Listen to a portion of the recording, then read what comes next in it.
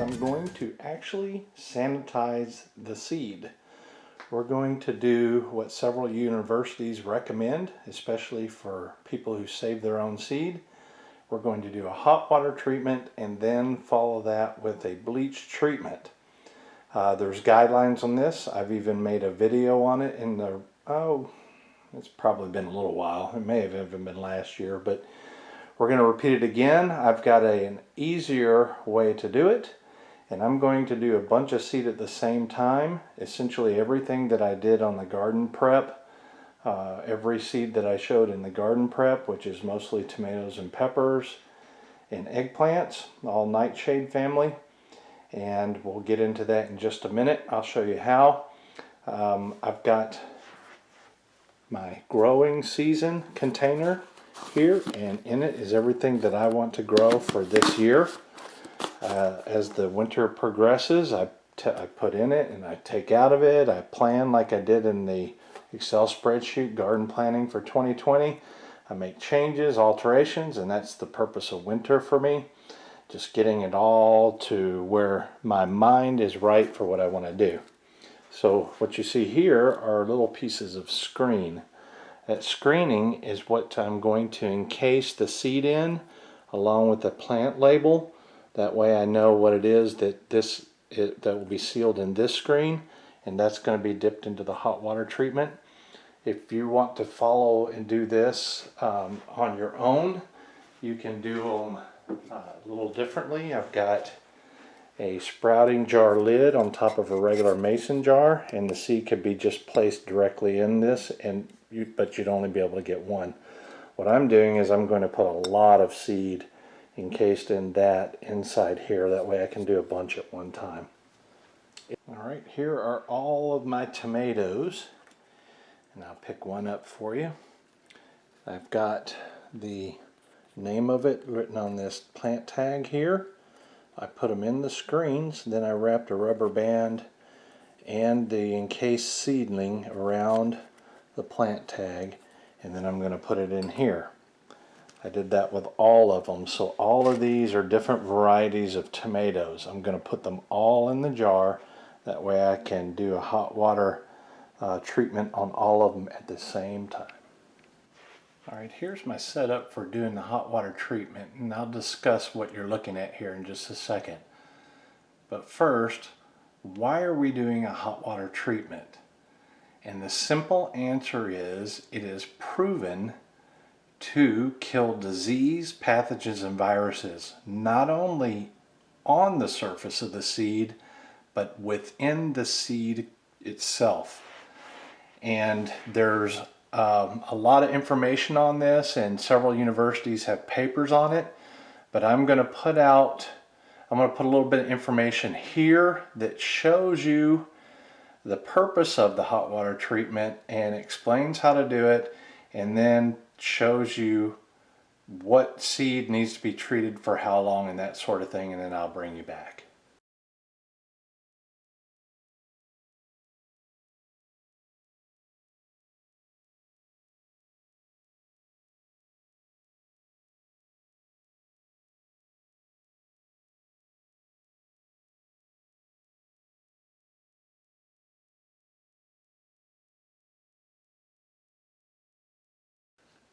Alright, here is my method of doing what you just saw.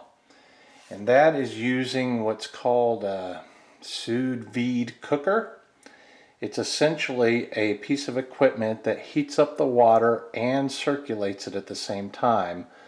It's used a lot to show, to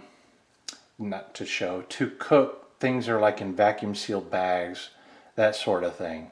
It's where the water doesn't get murky, but it's used as the heating source, the water itself. So that's what we're going to do. We're going to turn that on, and we're going to set it to 100. And once that gets up to temperature, I'm going to put my seed in here. And you can see that's all my tomatoes that I just showed you.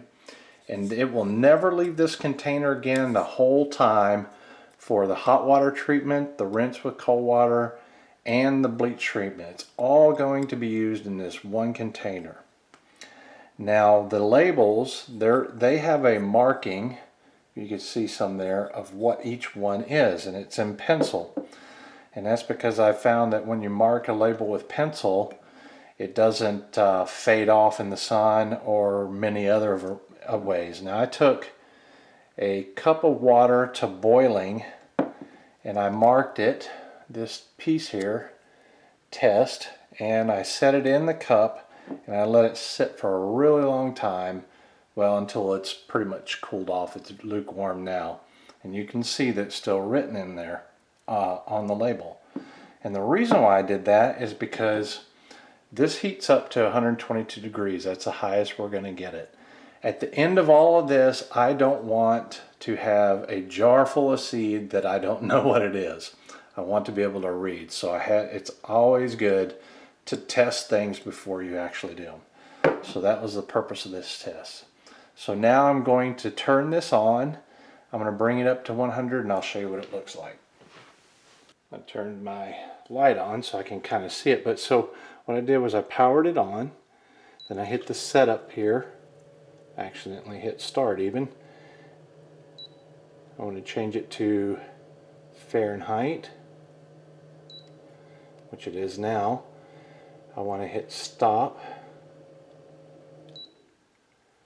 and I want to set the temperature on here to 100 degrees.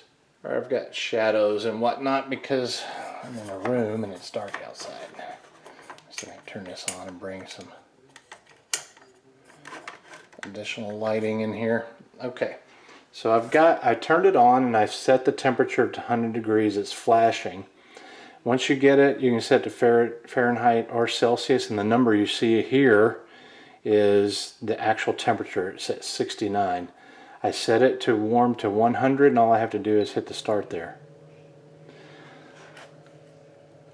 You may be able to see the water in here is turning and the heating element has come on. Now we're in a bedroom and I have this on a cutting board. It's not going to get over 120 degrees during the entire process. So what we're going to do is this is going to take a little while to get up to 100 degrees, and then it'll beep and it'll keep it at that temperature. The first step in the process is to soak the seed in 100-degree water for 10 minutes, and then you're supposed to put it directly in 122 degrees for, I think it's 20 minutes or 25 minutes. Anyway, it's one of those two, and you've already seen it's in the video. I think it's 25 minutes. So instead of moving it directly from 100 degrees to 122 degrees, we're going to change the temperature here, and it'll slowly bring it up to 122 degrees, and then we'll start the counting for the amount of time. Okay, we're at 100 degrees Fahrenheit, and I'm going to take this empty jar and I'm going to put it in this 100-degree temperature, which is just over a natural body temperature. And you can see how the air is left. Pretty much all of this container. I'll add a little bit more so it raises it up here. But we're going to set a timer for 10 minutes from now, and then we're going to up the temperature to 122. Hey Google, set an alarm for 10 minutes from now. Okay, your alarm's set for 9:55 p.m. And now you know what time it is here. I'm doing this. Alright, alarm's going off.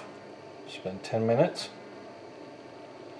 Turn that off. Alright, now we're going to, let's see how we do this. It's at 100. If you look here, that's what we set it to. This is what the actual temperature is. So we need to increase it. Hit set. There it is, blinking. We're going to set it to 122.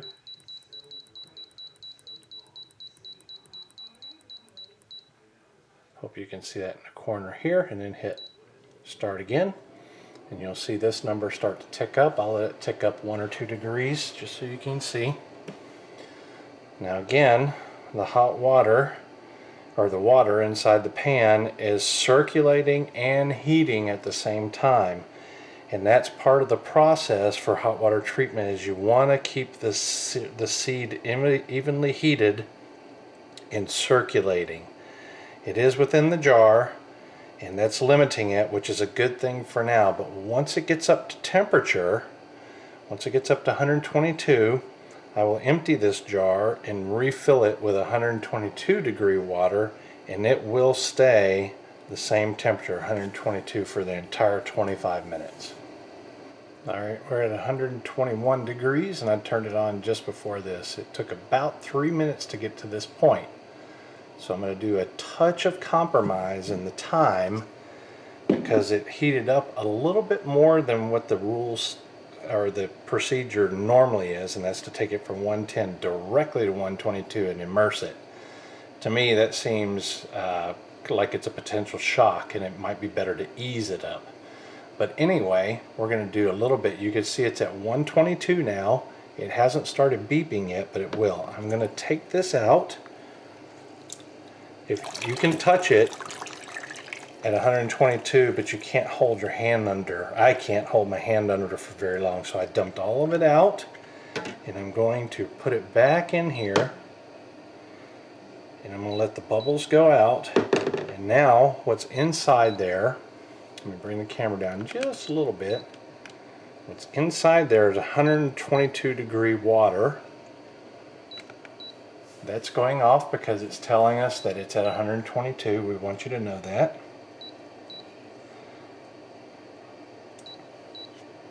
Hey Google, set an alarm for 23 minutes from now.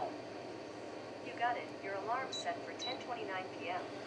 Okay, so that tells you that I am not doing it for the full 25 minutes because it took about 3 minutes to get up to 122. So I'm shaving just a shade off of the 25-minute time limit, and of course it got a little bit hotter by moving up in temperature instead of directly dumping. So that's the trade-off.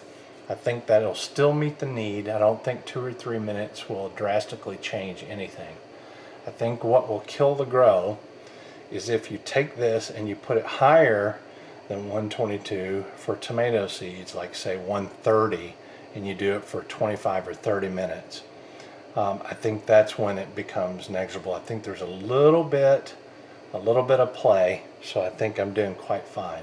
Now, this is pretty much what I did before when I sprouted the seed. I didn't use a Sous Vide heater. This is much more precise, and it takes a lot of the work out of it. I don't think this was right but around $30 or something like that. It's definitely worth it, especially if you save your own seed.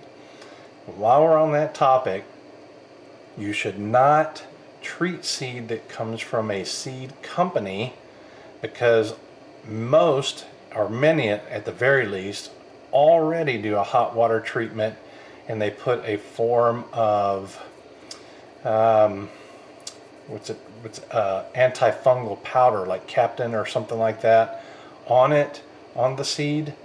That prevents this. It allows the seed to germinate properly and prevents disease, helps prevent disease. I think that's a requirement. I'm not dead sure on that.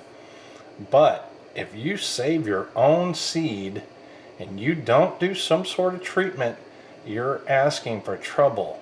And I can tell you firsthand, I know that to be true.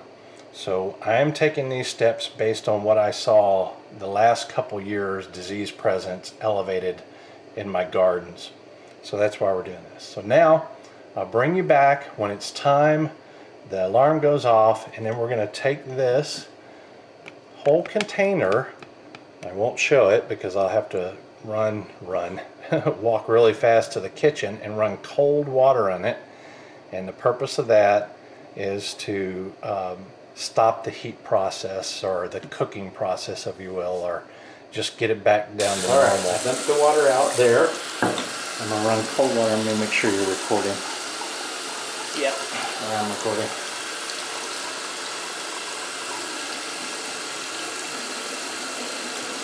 Initial soak. I'll get most of the heat out.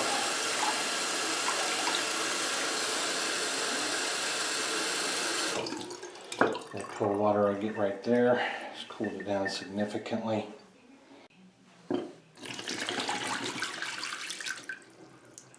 Alright, we'll do it one more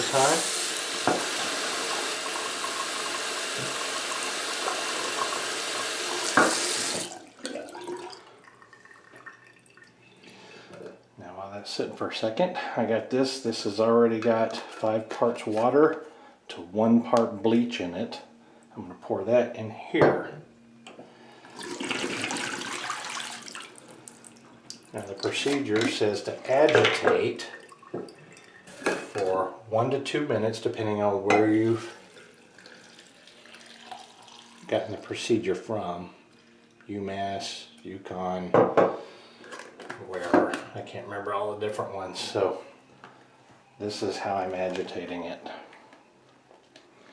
I'm going to do this for 2 minutes, and then I'm going to rinse them out, putting the sprouting lid back on instead of this cap. Alright, it took about a minute of not filming here, because why would you want to sit here and watch me do this for a minute? Hold on, I'm not even going to talk.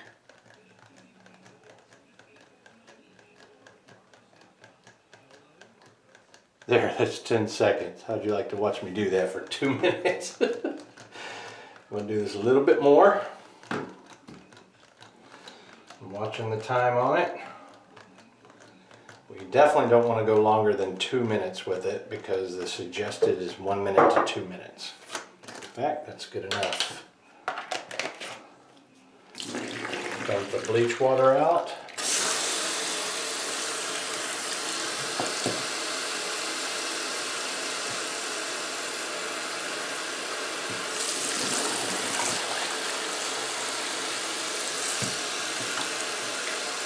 I'm going to do 3 fill and drains.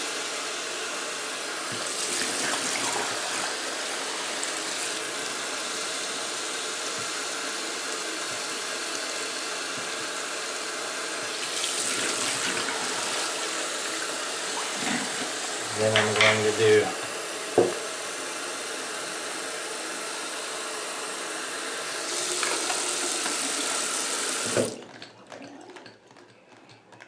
a shake, which is a little more vigorous for getting the bleach out of the materials there. You can see when it's foaming a little bit. Still got a little bit more in there.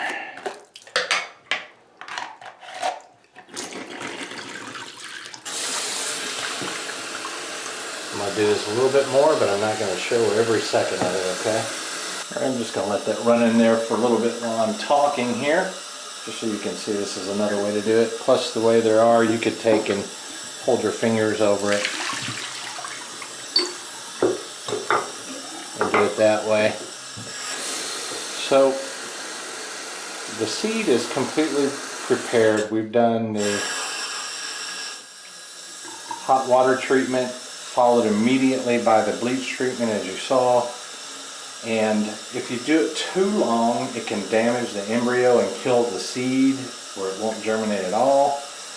But I've also read research that it actually helps promote seed germination, and we will check that theory out as well. I have done this before, and I posted a video on it, but I can't remember exactly how many days it took for the tomato to germinate. I did like 2 brassicas, broccoli and kale. I did squash, even though squash isn't supposed to be able to work. It worked for me. I was just trying it out. I also did tomato and pepper, and I think eggplant. And maybe it wasn't eggplant. Maybe it was just tomato. But anyway, I've tried it enough to, and this is very precious seed to me. So I would not do this at all if I didn't think it was worth it, and if the science didn't back up the disease killing capability of doing these 2 treatments. So I hope my voice was clear enough in that. So now it's late at night, as you probably have heard from my alarm, and all I want to do now is just keep the seed moist, because we're not going to plant it until tomorrow, and it'll be sometime later. So as long as I keep it moist in that jar there, that seed, there won't be any problem with it, and we can put it in the cells wet, and that'll definitely, well, I don't know if definitely, but it'll certainly germinate if it can germinate, and I'm thinking it will. I'll bring you back when it's time to plant. This is pretty awesome. If you look here, coming up already. It's been 2 days.